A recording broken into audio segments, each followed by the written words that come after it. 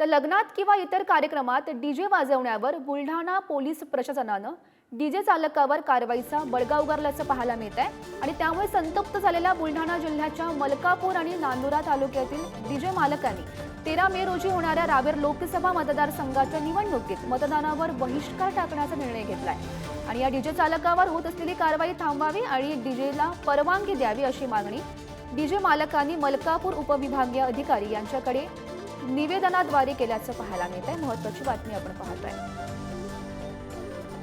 आमच्यावर जबरदस्ती करू नये आणि रोडवरून जे आमच्या गाड्या जात आहेत त्या गाड्यांना किंवा आमच्या नसताना विनाकारण काही आम्हाला तर त्या सवलती द्याव्यात। म्हणजे 2 नंबरचा व्यवसायापेक्षा आम्ही आमच्या उपजीविकेचा प्रश्न हा व्यवस्थितरित्या सर्व तरुण वर्ग या व्यवसायाशी जोडलेला आहे।